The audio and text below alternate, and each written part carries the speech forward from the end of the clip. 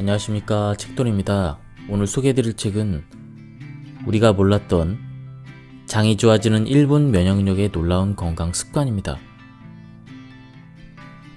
저자는 고바야시 히로유키, 출판사는 중앙생활사입니다. 저자 소개를 간단하게 하겠습니다. 고바야시 히로유키, 1960년 일본 사이타마에서 태어났다. 준텐도 대학 의학부 교수이자 일본 체육협회 공인 스포츠 닥터이다. 또한 자율신경계 분야 1인자인 그는 프로스포츠 선수와 연예인의 건강지도를 해왔다. 특히 준텐도 대학에 처음으로 변비 외래를 개설한 장 전문 의의다. 최근 신형 코로나 바이러스 대책 등으로 면역력 강화가 주목을 받고 있습니다. 면역은 몸 안에 발생한 암세포와 밖에서 침입한 세균과 바이러스 등을 항상 감시하고 공격하는 자기방어 시스템입니다.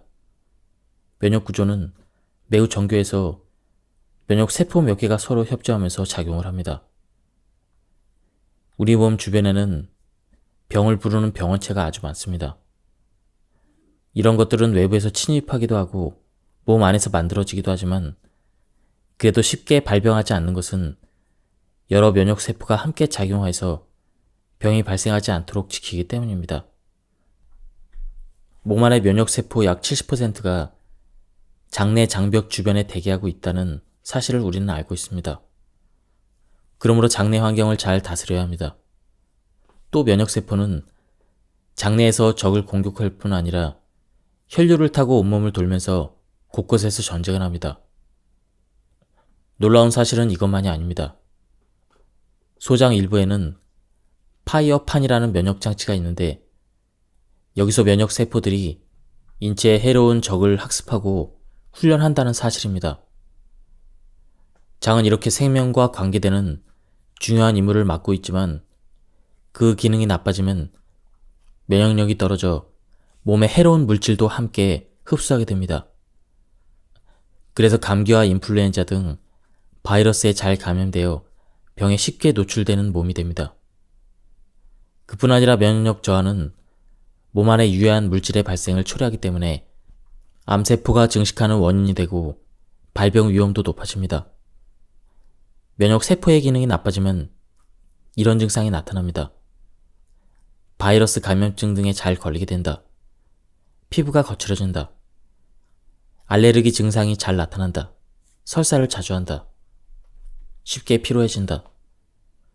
그런 면역력을 유지하고 향상시키려면 어떻게 해야 할까요? 면역력을 높이는 가장 좋은 방법은 장내 환경을 잘 다스리는 것입니다. 1. 장내 세균을 다스린다. 장은 식사를 하거나 호흡을 할 때마다 세균과 바이러스를 만납니다. 면역세포의 약 70%가 장에서 만들어집니다.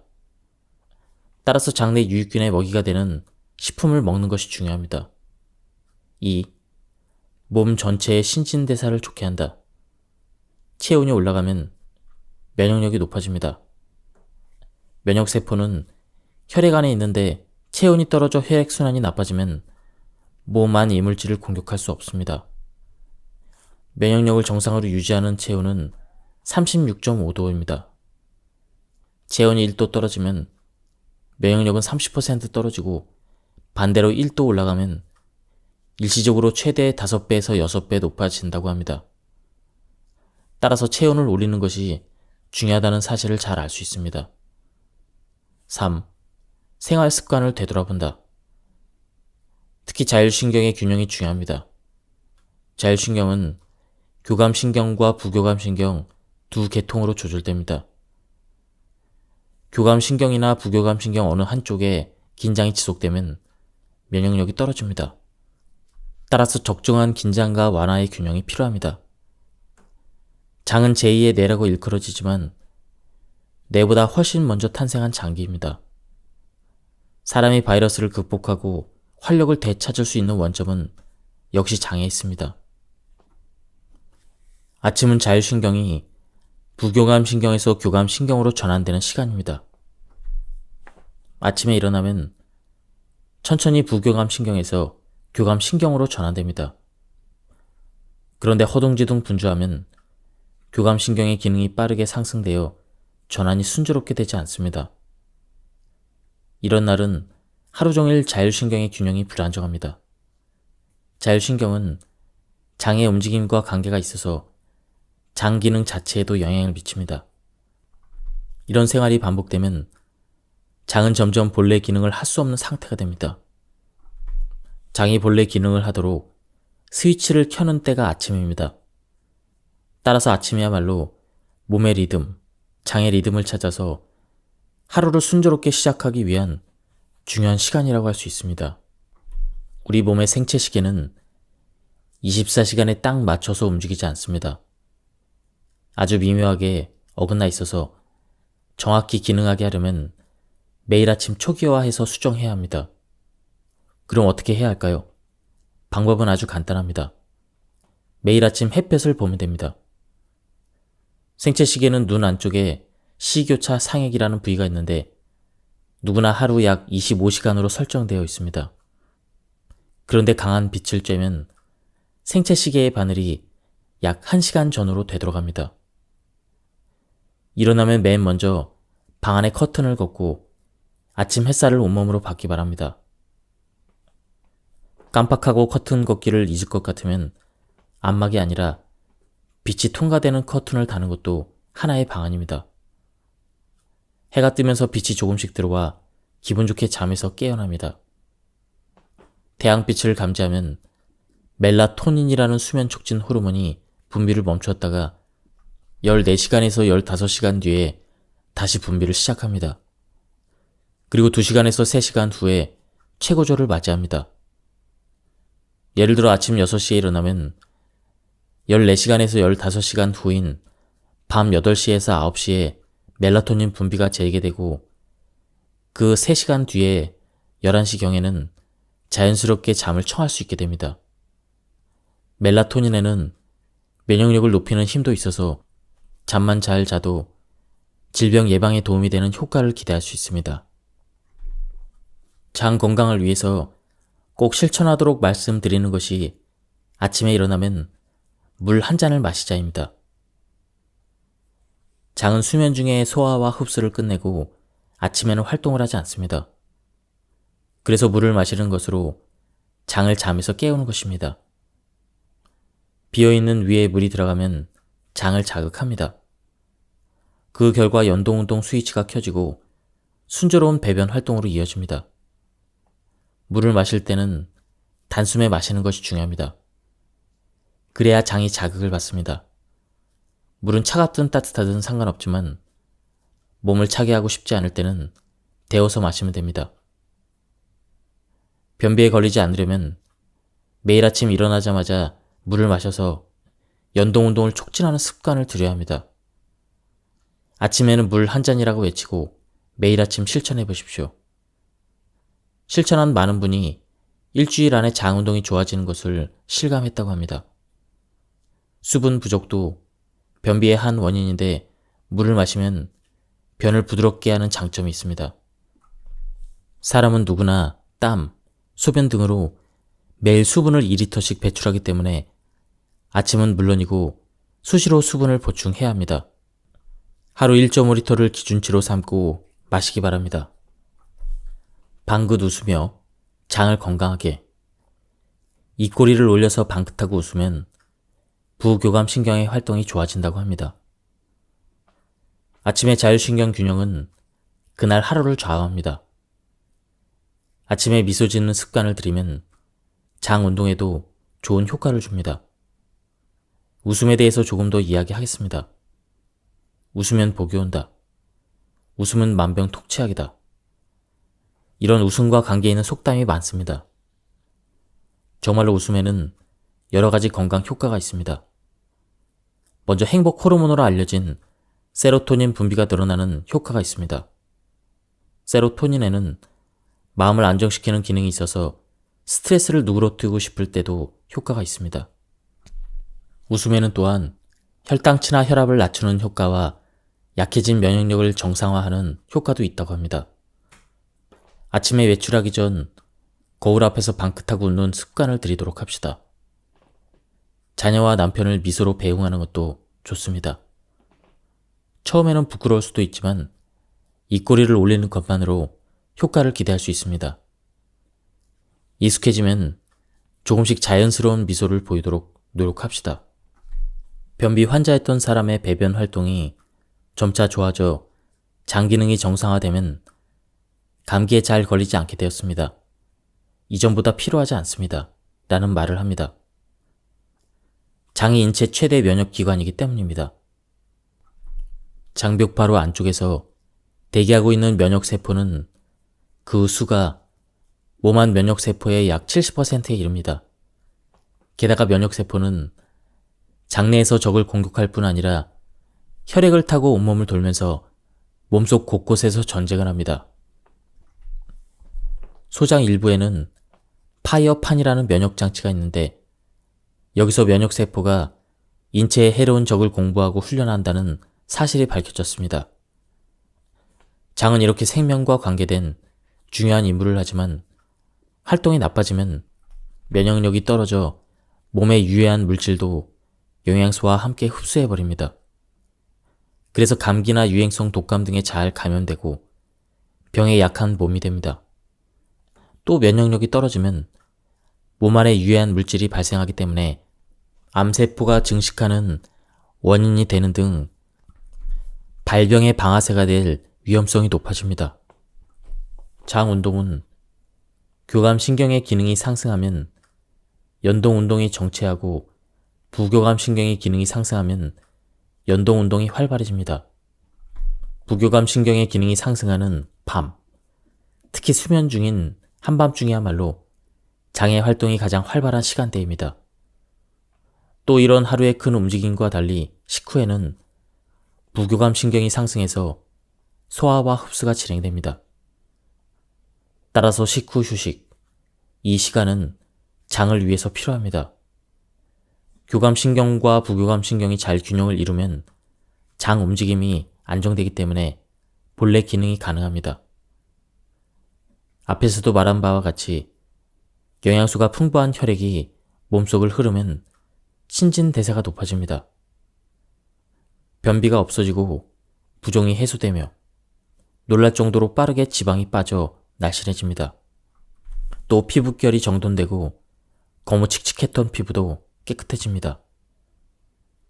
장은 건강에서 중요한 기관이므로 장이 건강해지면 면역력이 높아져 감기에 잘 걸리지 않고 피로가 잘 쌓이지 않는 건강한 몸이 되고 기분도 가벼워집니다. 자율신경이 제어되면 장의 기능이 좋아지고 장의 기능이 좋아지면 자율신경이 잘 제어됩니다. 서로 영향을 주고받기 때문에 자율신경과 장, 두 방향으로 접근하면 하루하루 건강한 몸으로 변해갑니다. 수면 부족이나 편향된 식사, 불규칙한 생활, 스트레스나 짜증은 자율신경의 균형을 망가뜨리고 장에도 바로 영향을 미칩니다. 갱년기뿐만 아니라 나이가 들면 그 자체만으로도 자율신경의 균형이 쉽게 무너집니다. 나이를 먹으면 자연히 부교감신경의 기능이 떨어지는데 그 중에서도 30에서 40대 여성의 부교감신경 수치가 급격하게 떨어진다는 사실이 알려져 있습니다. 변비 등 장 상태가 좋지 않은 사람은 물론 변비가 아닌 사람도 40대가 되면 자율신경을 조절할 수 있는 생활을 의식적으로 해야 합니다. 자신에게 맞는 요구르트 찾기, 장을 다스리고 변비를 개선하는 것 외에 각종 세균 감염 예방, 알레르기 증상 개선 등 이런저런 기능을 더한 요구르트가 있어서 무엇을 먹어야 할지 고민됩니다.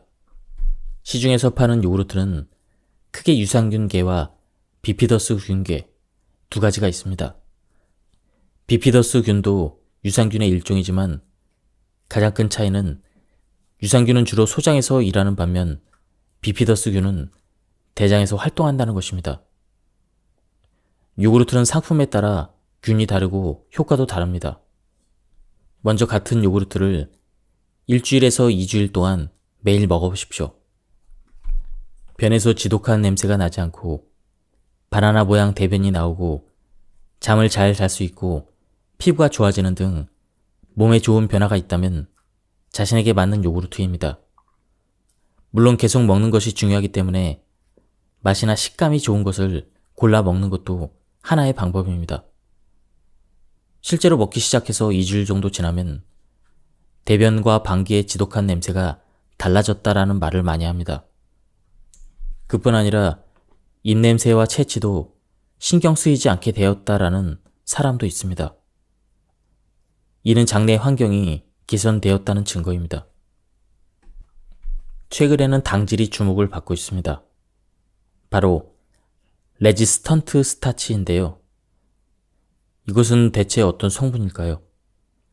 레지스턴트 스타치는 소화되지 않는 전분이라는 뜻입니다. 전분이면서도 소화가 되지 않은 채 대장까지 가서 식이섬유와 같은 작용을 하는 당질입니다.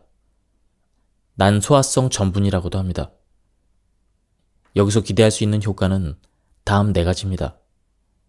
변비 해소, 혈당 수치 상승 억제, 아름다운 피부, 노화 방지, 비만 방지. 레지스턴트 스타치가 많이 들어있는 식품은 보리 등의 곡물, 소두와 대두, 강낭콩 등의 콩류, 고구마와 같은 뿌리 식물입니다. 이들은 다이어트를 위해서 피하는 먹거리입니다. 이를테면 찐 고구마 100g의 식이섬유는 3.8g, 당질은 30g입니다. 여기서 당질의 약 10%가 레지스턴트 스타치입니다. 고구마를 먹으면 장에서 당질 등의 영양분을 흡수하지만 소화되지 않은 식이섬유와 레지스턴트 스타치는 그대로 대장까지 가서 음식물 찌꺼기와 함께 대변이 됩니다. 레지스턴트 스타치의 가장 큰 특징은 수용성과 불수용성 양쪽의 식이섬유 기능을 다 가지고 있다는 점입니다. 그만큼 장내 환경을 다스리고 변비를 해소하는 데 큰 힘을 발휘합니다. 최근 연구에서는 지방이 쌓이는 것을 억제하는 짧은 사슬 지방산을 만드는 것과도 관계가 있다는 사실이 밝혀졌습니다. 레지스턴트 스타치는 짧은 사슬 지방산을 만들어내는 장내 세균의 먹이가 되기 때문에 많이 먹으면 이런 균이 늘어나 살이 잘 찌지 않는 체질이 됩니다. 레지스턴트 스타치는 장내 환경을 다스려 변비 해소에 도움을 주고 지방 증가를 억제해서 뚱뚱해지지 않게 하는 등의 역할을 합니다. 식이섬유 섭취량이 절대적으로 부족한 현대인에게 비장의 카드로 많은 기대를 받고 있습니다. 그럼 효과를 더 많이 보려면 어떻게 먹는 것이 좋을까요? 이를테면 보리는 그냥 먹기가 어려우니 백미와 섞어 밥을 지어 먹으면 좋습니다. 보리와 여러 가지 곡류를 섞어 파는 것도 추천합니다. 먹는 시간도 중요합니다. 레지스턴트 스타치는 가열하면 대폭 줄어들고 식으면 다시 늘어납니다. 그러니 조리 직후보다는 식힌 후에 먹는 것이 좋습니다. 식으면 전분 분자가 결합해서 굳는 것이 그 이유입니다. 식이섬유는 장내 환경을 다스리는데 빼놓을 수 없는 성분이지만 식이섬유를 적극적으로 먹는데도 대변이 잘 나오지 않습니다. 먹으면 먹을수록 복부 팽만감이 느껴집니다. 이렇게 호소하는 환자가 있습니다. 이럴 때는 장에 좋은 끈적끈적한 식재료를 추천합니다. 여기에는 낫또, 오크라, 멜로키아, 미역귀, 참마 등이 있습니다. 복부 팽만감이 있는 것은 식이섬유 중에 불용성 식이섬유를 많이 먹었기 때문입니다. 저는 수용성 식이섬유가 풍부하게 들어있는 것, 특히 끈적끈적한 식재료를 많이 먹어보십시오 라고 조언합니다. 아마유에 들어있는 올레산은 위나 소장에 흡수되지 않고 대장까지 바로 가기 때문에 대장의 장벽을 자극해 연동 운동을 촉진합니다. 또 유분이 대변을 부드럽게 하거나 코팅을 해서 시원하게 배출할 수 있는 상태로 만듭니다. 그래서 배변할 때 통증도 개선됩니다. 아침 식사 전에 마시면 좋은데 공복에 먹으면 대장까지 바로 갑니다. 기름을 그냥 마시기 거북하면 샐러드 드레싱이나 요구르트에 섞거나 빵에 찍어서 먹는 등 아침 식사 메뉴와 조합해서 먹으면 좋습니다. 아마요는 가열하면 산화되기 쉬우므로 그냥 먹는 것이 좋습니다. 아마요뿐만 아니라 올리브유도 좋습니다. 그런데 기름이라고 다 좋은 것은 아닙니다. 적극적으로 얻어야 하는 기름과 그렇지 않은 기름이 있습니다. 피해야 되는 기름은 트랜스 지방산이라고 하는 것인데 대표적으로 마가린과 쇼트닝이 있습니다. 한번 꼭 섭취해야 되는 것은 오메가3 지방산과 오메가9 지방산입니다. 오메가3 지방산은 등푸른 생선 등에 많이 들어있는데 아마유도 오메가3 지방산입니다. 혈중 유해 콜레스테롤을 낮추고 유익 콜레스테롤을 높이므로 동맥경화 예방에 도움이 됩니다. 저도 옛날에는 성질이 괴팍해서 힘들었습니다. 그런데 자율신경을 연구하면서 화를 내고 짜증을 부리면 몸에 좋지 않다는 것을 알았습니다. 일의 능률도 떨어지고 성질을 부리면 무엇 하나 좋을 것이 없다는 것을 깨달았습니다. 여기서 중요한 사실은 흐트러진 마음은 그 자리에서 바로 다스려야 한다는 것입니다. 짜증이 나거나 스트레스를 받았을 때 바로 실시해야 될 것은 4대8 호흡법입니다. 언제 어디서든 쉽게 할 수 있으니 꼭 시도해 보시길 바랍니다. 4대8 호흡법은 숨을 들이마시는 것보다 내쉬는 시간을 길게 하는 호흡법입니다. 중요한 발표를 앞두었거나 중요한 사람을 만나기 전 긴장했을 때 심호흡으로 마음을 가라앉힌 적이 있을 것입니다. 이것은 의학적으로도 설명이 가능한 방법입니다. 우리가 평상시 무의식적으로 하는 호흡인데 여기에는 교감신경의 활동을 낮추고 부교감신경을 높이는 전환 효과가 있습니다. 방법은 간단합니다. 배에 손을 얹고 4초간 숨을 들이쉰 다음 8초간 입으로 숨을 내뱉습니다. 중요한 점은 숨을 내뱉는 시간을 길게 하는 것입니다. 숨을 뱉는 시간을 2배로 하는 것이 가장 좋습니다. 심호흡을 반복하면 변비 개선에도 도움이 됩니다. 마음을 다스리는 방법을 아는 것과 모르는 것은 삶의 질의 차이가 큽니다. 호흡 하나로 인생이 바뀌고 삶이 즐거워집니다. 늘 천천히 움직인다. 일상행동을 아주 조금 신경 쓰는 것만으로도 장에 좋은 생활을 할 수 있습니다. 딱히 특별한 일을 할 필요는 없습니다. 항상 하는 행동을 조금만 천천히 움직이는 것으로 가능합니다. 자율신경이 흐트러지기 쉬운 경우는 1. 여유가 없을 때 2. 자신감이 떨어졌을 때 3. 예상 밖의 일이 터졌을 때 4. 몸 상태가 안 좋을 때 5. 환경이 나쁠 때 등입니다. 이것을 피하는 요령은 의식적으로 천천히 움직이는 것입니다.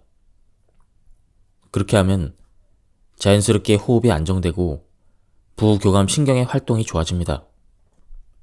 이를테면 아침에 양치를 할 때 평소보다 2배 시간을 들여 하거나 신중하게 닦다 보면 어떨까요?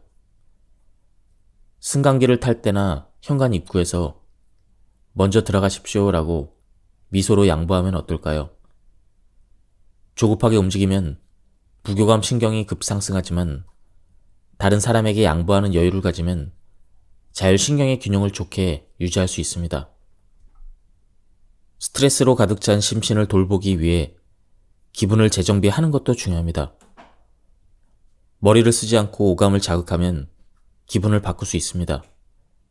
이를테면 자연 속에 몸을 두는 것도 효과적입니다. 인간도 자연의 일부이므로 주변의 자연을 느낄 수 있는 환경이 있다면 편안해집니다. 때로는 산이나 바다, 숲 등 자연이 가득한 곳에서 느긋하게 지내보길 바랍니다. 이런 여유를 경험하면 과열한 교감신경의 활동을 진정시킬 수 있어서 자율신경의 균형이 좋아집니다. 긍정적인 사고가 넘쳐나고 자신의 본래 속도로 되돌릴 수 있습니다. 자연과 접하기 힘들다면 꽃의 힘을 빌리는 것도 하나의 방법입니다. 꽃에는 사람을 치유하는 힘이 있습니다. 그 색과 향기가 지친 마음을 치유합니다. 한 송이라도 좋으니 마음이 가는 꽃으로 방을 꾸미면 어떨까요? 분명 마음의 여유가 생길 것입니다. 장 운동이 제대로 이루어지려면 위를 비우고 자야 합니다. 음식이 위에서 소화되고 장으로 이동하는 시간을 생각하면 늦어도 잠들기 3시간 전에는 저녁 식사를 마쳐야 합니다. 잠은 장의 골든타임에 맞춰서 12시 전에 자는 것이 좋습니다. 이렇게 말은 하지만 바쁜 일상에서 저녁 식사가 늦어지는 날도 많이 있습니다. 이런 날에는 된장국이나 채소 수프 등 소화가 잘 되는 음식을 추천합니다. 위장에 부담을 주지 않고 몸을 따뜻하게 해야 원만한 수면으로 이어집니다. 탄수화물을 먹고 싶을 때나 조금 더 만족감을 얻고 싶을 때는 보리밥 반 그릇, 우동 반 그릇이 좋습니다. 그래도 부족하면 두부로 양을 늘리는 것도 하나의 방법입니다. 기름을 한껏 넣은 요리나 지방이 많은 고기 요리 등 소화하는 데 시간이 걸리는 음식은 피해야 됩니다.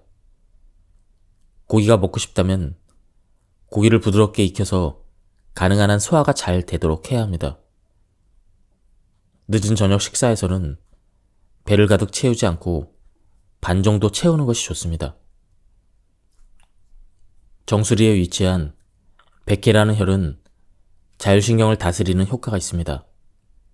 머리를 말릴 때 드라이를 약한 온풍으로 해서 1에서 2분 정도 쬐기를 4회에서 5회 반복합니다. 간단하지만 두피가 긴장해서 풀리는 것 같아서 기분이 좋아집니다. 자율신경이 모여있는 목은 컨디션을 조절할 수 있는 포인트라고 합니다. 목의 뻐근함을 따뜻하게 해서 푸는 것으로 부교감신경의 기능을 활성화합니다. 어깨 축지가 딱딱해지고 혈액순환이 나빠지면 자율신경은 점점 더 망가집니다. 최근에는 발열이나 보온 효과가 있는 귀여운 목도리 등을 팔고 있습니다. 이런 것들을 이용해서 잠들기 전에 목을 따뜻하게 하는 것도 하나의 방법입니다. 목 뒤에서부터 천천히 그리고 확실하게 온기가 전해져 말로 표현할 수 없는 휴식을 느낄 수 있습니다. 그리고 자연히 눈이 감깁니다. 밤에 잠을 잘 자면 아침에 자연히 눈을 뜹니다. 이와 더불어 장도 좋아집니다. 아침에 일어나면 먼저 커튼을 걷고 아침 햇살을 받습니다. 그리고 침대에 누운 상태로 양 무릎을 좌우로 넘겨주는 트위스트 운동을 합니다. 천천히 몸을 깨운 다음 다리를 위로 올려서 하늘 자전거를 탑니다. 이것이 상당한 효과가 있습니다. 마지막에는 엎드려서 요가에서 단골로 나오는 고양이 자세를 취합니다.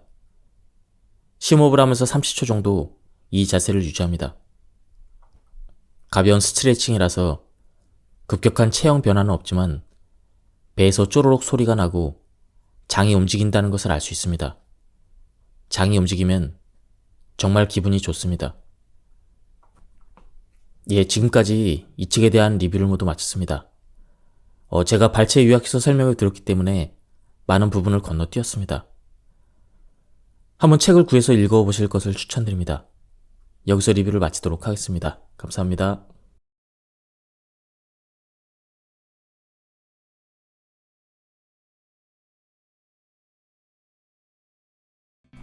안녕하십니까, 책돌입니다. 오늘 소개해드릴 책은 우리가 몰랐던 장이 좋아지는 1분 면역력의 놀라운 건강 습관입니다.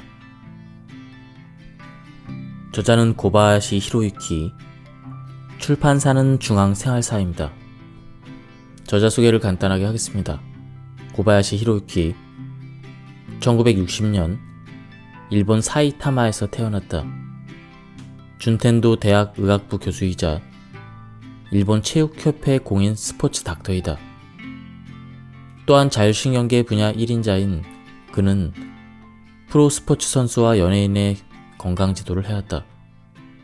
특히 준텐도 대학에 처음으로 변비 외래를 개설한 장 전문 의의다. 최근 신형 코로나 바이러스 대책 등으로 면역력 강화가 주목을 받고 있습니다. 면역은 몸 안에 발생한 암세포와 밖에서 침입한 세균과 바이러스 등을 항상 감시하고 공격하는 자기방어 시스템입니다. 면역 구조는 매우 정교해서 면역 세포 몇 개가 서로 협조하면서 작용을 합니다. 우리 몸 주변에는 병을 부르는 병원체가 아주 많습니다.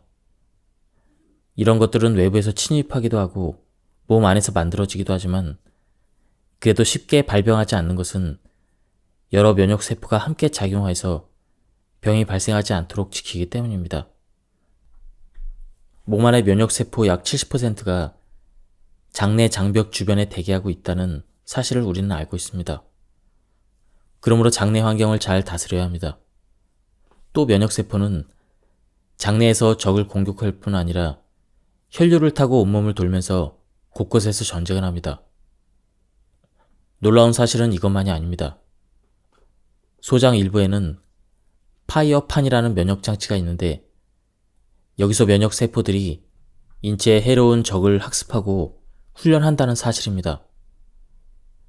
장은 이렇게 생명과 관계되는 중요한 임무를 맡고 있지만 그 기능이 나빠지면 면역력이 떨어져 몸에 해로운 물질도 함께 흡수하게 됩니다. 그래서 감기와 인플루엔자 등 바이러스에 잘 감염되어 병에 쉽게 노출되는 몸이 됩니다. 그뿐 아니라 면역력 저하는 몸 안에 유해한 물질의 발생을 초래하기 때문에 암세포가 증식하는 원인이 되고 발병 위험도 높아집니다. 면역 세포의 기능이 나빠지면 이런 증상이 나타납니다. 바이러스 감염증 등에 잘 걸리게 된다. 피부가 거칠어진다. 알레르기 증상이 잘 나타난다. 설사를 자주 한다. 쉽게 피로해진다. 그런 면역력을 유지하고 향상시키려면 어떻게 해야 할까요? 면역력을 높이는 가장 좋은 방법은 장내 환경을 잘 다스리는 것입니다. 1. 장내 세균을 다스린다.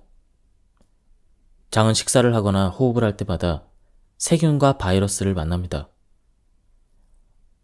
면역세포의 약 70%가 장에서 만들어집니다. 따라서 장내 유익균의 먹이가 되는 식품을 먹는 것이 중요합니다. 2. 몸 전체의 신진대사를 좋게 한다. 체온이 올라가면 면역력이 높아집니다. 면역세포는 혈액 안에 있는데 체온이 떨어져 혈액순환이 나빠지면 몸 안 이물질을 공격할 수 없습니다. 면역력을 정상으로 유지하는 체온은 36.5도입니다. 체온이 1도 떨어지면 면역력은 30% 떨어지고 반대로 1도 올라가면 일시적으로 최대 5배에서 6배 높아진다고 합니다. 따라서 체온을 올리는 것이 중요하다는 사실을 잘 알 수 있습니다. 3. 생활 습관을 되돌아본다. 특히 자율신경의 균형이 중요합니다. 자율신경은 교감신경과 부교감신경 두 계통으로 조절됩니다. 교감신경이나 부교감신경 어느 한쪽에 긴장이 지속되면 면역력이 떨어집니다. 따라서 적정한 긴장과 완화의 균형이 필요합니다. 장은 제2의 뇌라고 일컬어지지만 뇌보다 훨씬 먼저 탄생한 장기입니다. 사람이 바이러스를 극복하고 활력을 되찾을 수 있는 원점은 역시 장에 있습니다. 아침은 자율신경이 부교감신경에서 교감신경으로 전환되는 시간입니다. 아침에 일어나면 천천히 부교감신경에서 교감신경으로 전환됩니다. 그런데 허둥지둥 분주하면 교감신경의 기능이 빠르게 상승되어 전환이 순조롭게 되지 않습니다. 이런 날은 하루 종일 자율신경의 균형이 불안정합니다. 자율신경은 장의 움직임과 관계가 있어서 장 기능 자체에도 영향을 미칩니다. 이런 생활이 반복되면 장은 점점 본래 기능을 할 수 없는 상태가 됩니다. 장이 본래 기능을 하도록 스위치를 켜는 때가 아침입니다. 따라서 아침이야말로 몸의 리듬, 장의 리듬을 찾아서 하루를 순조롭게 시작하기 위한 중요한 시간이라고 할 수 있습니다. 우리 몸의 생체 시계는 24시간에 딱 맞춰서 움직이지 않습니다.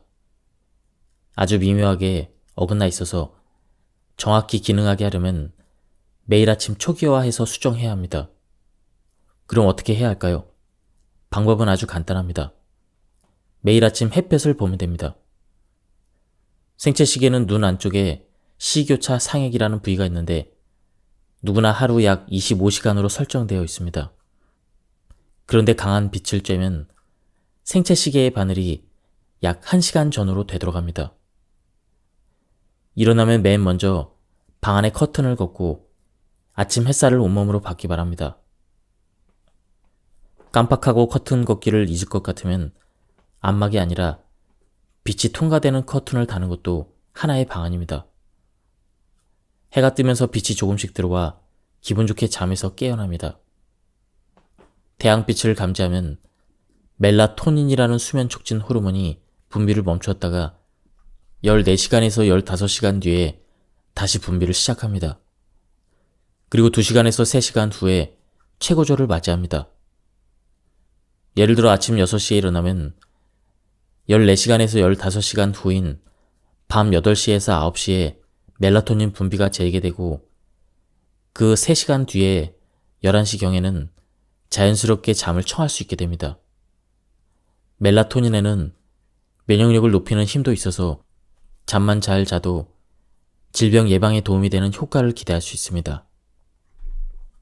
장 건강을 위해서 꼭 실천하도록 말씀드리는 것이 아침에 일어나면 물 한 잔을 마시자입니다.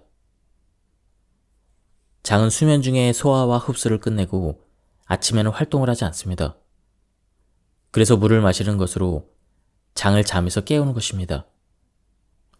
비어있는 위에 물이 들어가면 장을 자극합니다. 그 결과 연동운동 스위치가 켜지고 순조로운 배변 활동으로 이어집니다. 물을 마실 때는 단숨에 마시는 것이 중요합니다. 그래야 장이 자극을 받습니다. 물은 차갑든 따뜻하든 상관없지만 몸을 차게 하고 싶지 않을 때는 데워서 마시면 됩니다.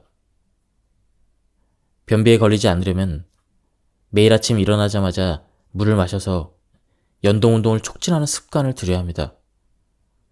아침에는 물 한 잔이라고 외치고 매일 아침 실천해 보십시오. 실천한 많은 분이 일주일 안에 장 운동이 좋아지는 것을 실감했다고 합니다.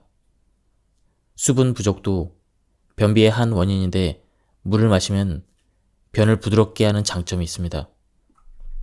사람은 누구나 땀, 소변 등으로 매일 수분을 2리터씩 배출하기 때문에 아침은 물론이고 수시로 수분을 보충해야 합니다.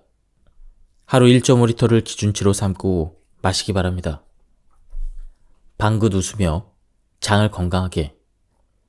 입꼬리를 올려서 방긋하고 웃으면 부교감신경의 활동이 좋아진다고 합니다. 아침의 자율신경 균형은 그날 하루를 좌우합니다.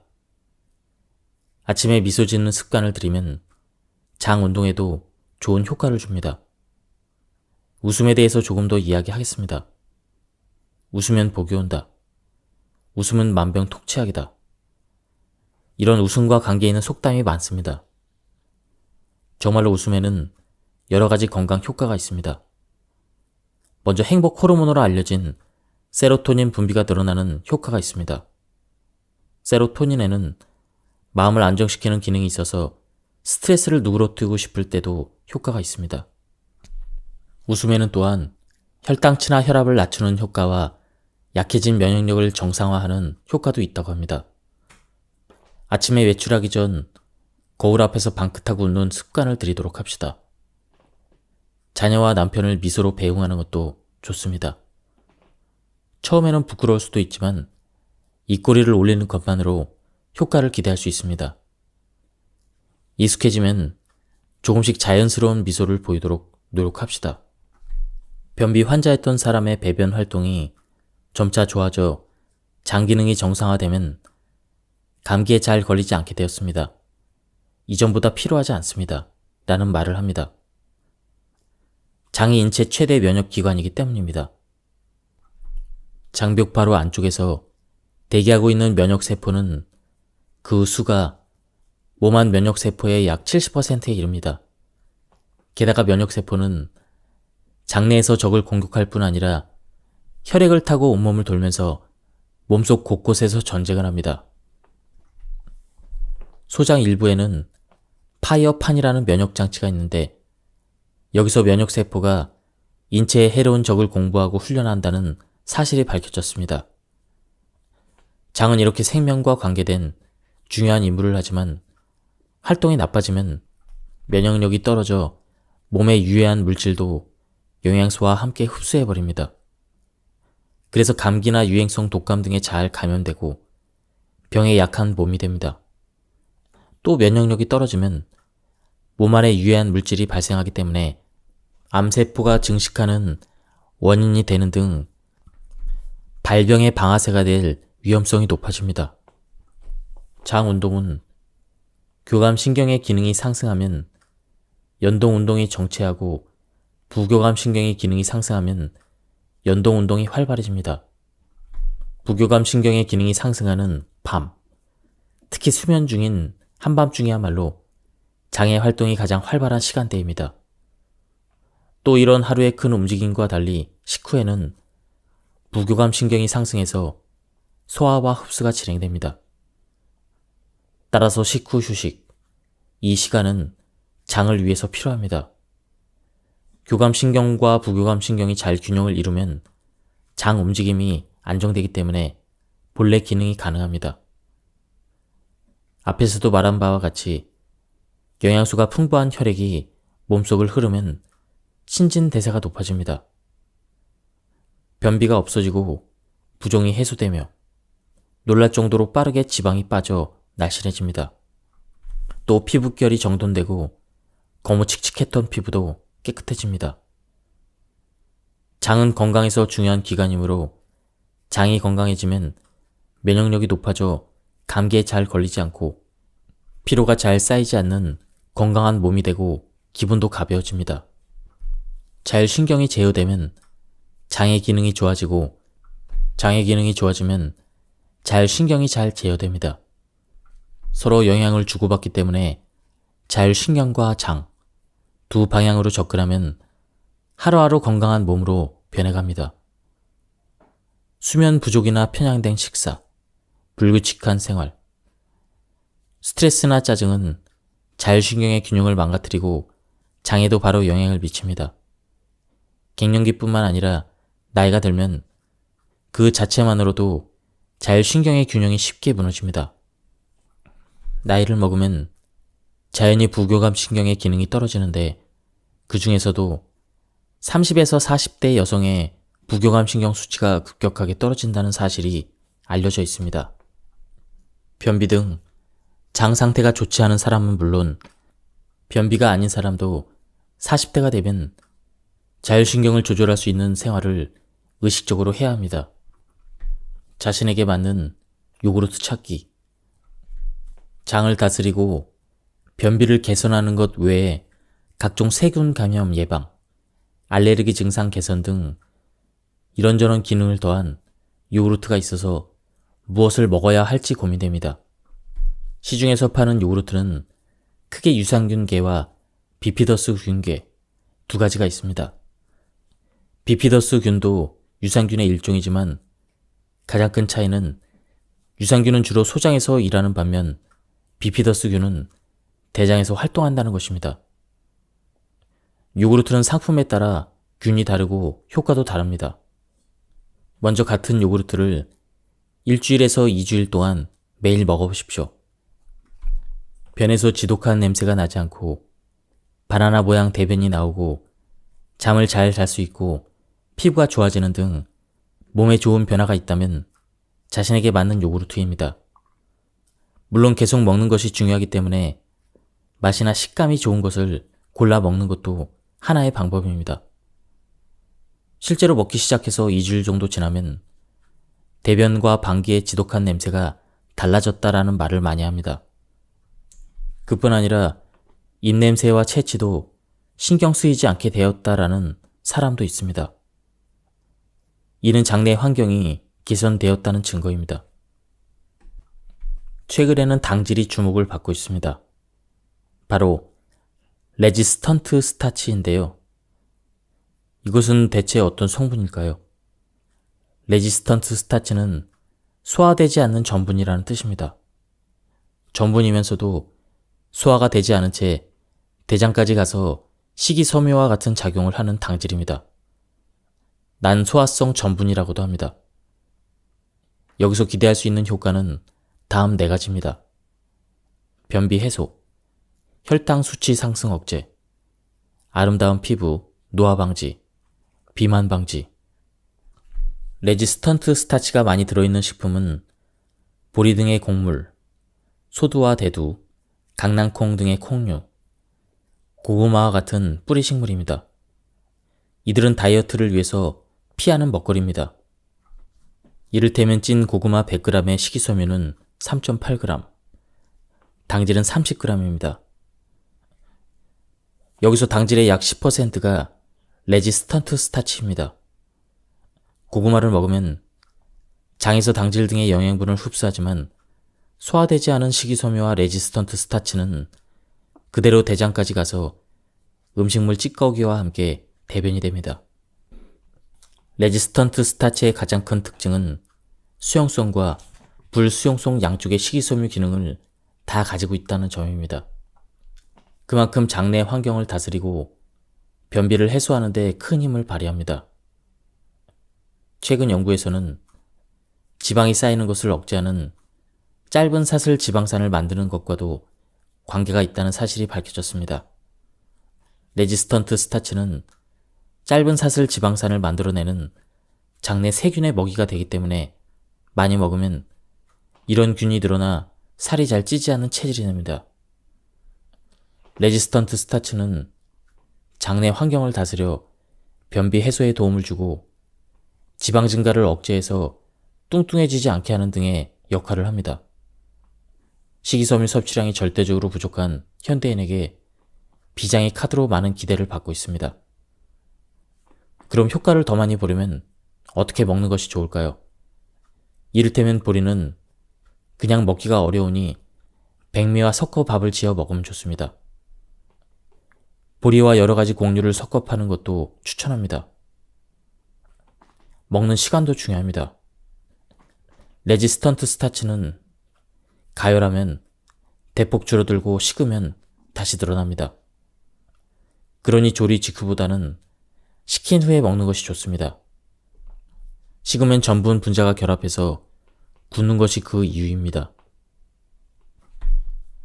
식이섬유는 장내 환경을 다스리는데 빼놓을 수 없는 성분이지만 식이섬유를 적극적으로 먹는데도 대변이 잘 나오지 않습니다. 먹으면 먹을수록 복부 팽만감이 느껴집니다. 이렇게 호소하는 환자가 있습니다. 이럴 때는 장에 좋은 끈적끈적한 식재료를 추천합니다.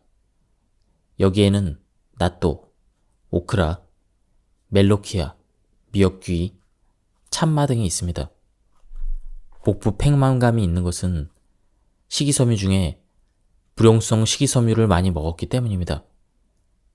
저는 수용성 식이섬유가 풍부하게 들어있는 것, 특히 끈적끈적한 식재료를 많이 먹어보십시오 라고 조언합니다. 아마유에 들어있는 올레산은 위나 소장에 흡수되지 않고 대장까지 바로 가기 때문에 대장의 장벽을 자극해 연동 운동을 촉진합니다. 또 유분이 대변을 부드럽게 하거나 코팅을 해서 시원하게 배출할 수 있는 상태로 만듭니다. 그래서 배변할 때 통증도 개선됩니다. 아침 식사 전에 마시면 좋은데 공복에 먹으면 대장까지 바로 갑니다. 기름을 그냥 마시기 거북하면 샐러드 드레싱이나 요구르트에 섞거나 빵에 찍어서 먹는 등 아침 식사 메뉴와 조합해서 먹으면 좋습니다. 아마유는 가열하면 산화되기 쉬우므로 그냥 먹는 것이 좋습니다. 아마유뿐만 아니라 올리브유도 좋습니다. 그런데 기름이라고 다 좋은 것은 아닙니다. 적극적으로 얻어야 하는 기름과 그렇지 않은 기름이 있습니다. 피해야 되는 기름은 트랜스 지방산이라고 하는 것인데 대표적으로 마가린과 쇼트닝이 있습니다. 한번 꼭 섭취해야 되는 것은 오메가3 지방산과 오메가9 지방산입니다. 오메가3 지방산은 등푸른 생선 등에 많이 들어있는데 아마유도 오메가3 지방산입니다. 혈중 유해 콜레스테롤을 낮추고 유익 콜레스테롤을 높이므로 동맥경화 예방에 도움이 됩니다. 저도 옛날에는 성질이 괴팍해서 힘들었습니다. 그런데 자율신경을 연구하면서 화를 내고 짜증을 부리면 몸에 좋지 않다는 것을 알았습니다. 일의 능률도 떨어지고 성질을 부리면 무엇 하나 좋을 것이 없다는 것을 깨달았습니다. 여기서 중요한 사실은 흐트러진 마음은 그 자리에서 바로 다스려야 한다는 것입니다. 짜증이 나거나 스트레스를 받았을 때 바로 실시해야 될 것은 4대8 호흡법입니다. 언제 어디서든 쉽게 할 수 있으니 꼭 시도해 보시길 바랍니다. 4대8 호흡법은 숨을 들이마시는 것보다 내쉬는 시간을 길게 하는 호흡법입니다. 중요한 발표를 앞두었거나 중요한 사람을 만나기 전 긴장했을 때 심호흡으로 마음을 가라앉힌 적이 있을 것입니다. 이것은 의학적으로도 설명이 가능한 방법입니다. 우리가 평상시 무의식적으로 하는 호흡인데 여기에는 교감신경의 활동을 낮추고 부교감신경을 높이는 전환 효과가 있습니다. 방법은 간단합니다. 배에 손을 얹고 4초간 숨을 들이쉰 다음 8초간 입으로 숨을 내뱉습니다. 중요한 점은 숨을 내뱉는 시간을 길게 하는 것입니다. 숨을 뱉는 시간을 2배로 하는 것이 가장 좋습니다. 심호흡을 반복하면 변비 개선에도 도움이 됩니다. 마음을 다스리는 방법을 아는 것과 모르는 것은 삶의 질의 차이가 큽니다. 호흡 하나로 인생이 바뀌고 삶이 즐거워집니다. 늘 천천히 움직인다. 일상행동을 아주 조금 신경 쓰는 것만으로도 장에 좋은 생활을 할 수 있습니다. 딱히 특별한 일을 할 필요는 없습니다. 항상 하는 행동을 조금만 천천히 움직이는 것으로 가능합니다. 자율신경이 흐트러지기 쉬운 경우는 1. 여유가 없을 때 2. 자신감이 떨어졌을 때 3. 예상 밖의 일이 터졌을 때 4. 몸 상태가 안 좋을 때 5. 환경이 나쁠 때 등입니다. 이것을 피하는 요령은 의식적으로 천천히 움직이는 것입니다. 그렇게 하면 자연스럽게 호흡이 안정되고 부교감 신경의 활동이 좋아집니다.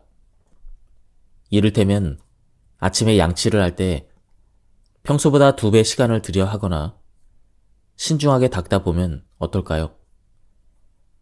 승강기를 탈 때나 현관 입구에서 먼저 들어가십시오 라고 미소로 양보하면 어떨까요?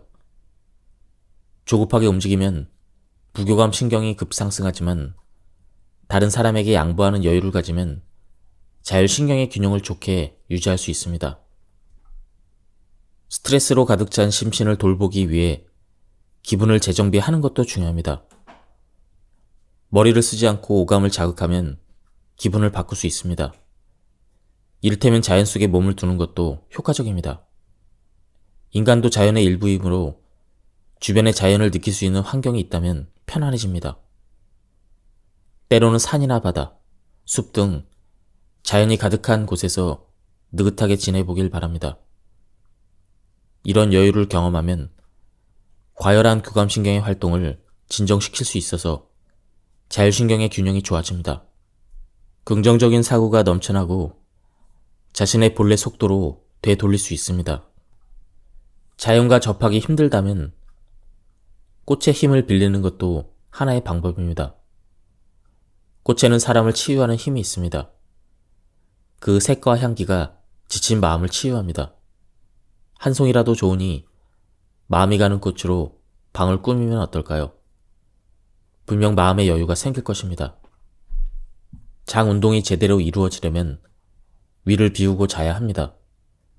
음식이 위에서 소화되고 장으로 이동하는 시간을 생각하면 늦어도 잠들기 3시간 전에는 저녁 식사를 마쳐야 합니다.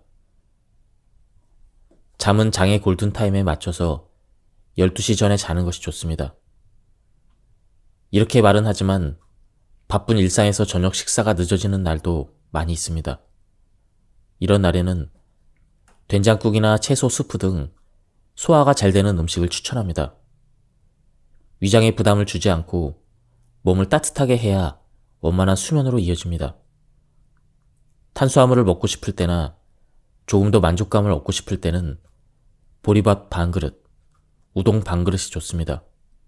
그래도 부족하면 두부로 양을 늘리는 것도 하나의 방법입니다. 기름을 한껏 넣은 요리나 지방이 많은 고기 요리 등 소화하는 데 시간이 걸리는 음식은 피해야 됩니다. 고기가 먹고 싶다면 고기를 부드럽게 익혀서 가능한 한 소화가 잘 되도록 해야 합니다. 늦은 저녁 식사에서는 배를 가득 채우지 않고 반 정도 채우는 것이 좋습니다. 정수리에 위치한 백회라는 혈은 자율신경을 다스리는 효과가 있습니다. 머리를 말릴 때 드라이를 약한 온풍으로 해서 1에서 2분 정도 쬐기를 4회에서 5회 반복합니다. 간단하지만 두피가 긴장해서 풀리는 것 같아서 기분이 좋아집니다. 자율신경이 모여있는 목은 컨디션을 조절할 수 있는 포인트라고 합니다. 목의 뻐근함을 따뜻하게 해서 푸는 것으로 부교감신경의 기능을 활성화합니다. 어깨 축지가 딱딱해지고 혈액순환이 나빠지면 자율신경은 점점 더 망가집니다. 최근에는 발열이나 보온 효과가 있는 귀여운 목도리 등을 팔고 있습니다. 이런 것들을 이용해서 잠들기 전에 목을 따뜻하게 하는 것도 하나의 방법입니다. 목 뒤에서부터 천천히 그리고 확실하게 온기가 전해져 말로 표현할 수 없는 휴식을 느낄 수 있습니다. 그리고 자연히 눈이 감깁니다. 밤에 잠을 잘 자면 아침에 자연히 눈을 뜹니다. 이와 더불어 장도 좋아집니다. 아침에 일어나면 먼저 커튼을 걷고 아침 햇살을 받습니다. 그리고 침대에 누운 상태로 양 무릎을 좌우로 넘겨주는 트위스트 운동을 합니다. 천천히 몸을 깨운 다음 다리를 위로 올려서 하늘 자전거를 탑니다. 이것이 상당한 효과가 있습니다. 마지막에는 엎드려서 요가에서 단골로 나오는 고양이 자세를 취합니다. 심호흡을 하면서 30초 정도 이 자세를 유지합니다. 가벼운 스트레칭이라서 급격한 체형 변화는 없지만 배에서 쪼르륵 소리가 나고 장이 움직인다는 것을 알 수 있습니다. 장이 움직이면 정말 기분이 좋습니다. 지금까지 이 책에 대한 리뷰를 모두 마쳤습니다. 제가 발췌 요약해서 설명을 드렸기 때문에 많은 부분을 건너뛰었습니다. 한번 책을 구해서 읽어보실 것을 추천드립니다. 여기서 리뷰를 마치도록 하겠습니다. 감사합니다.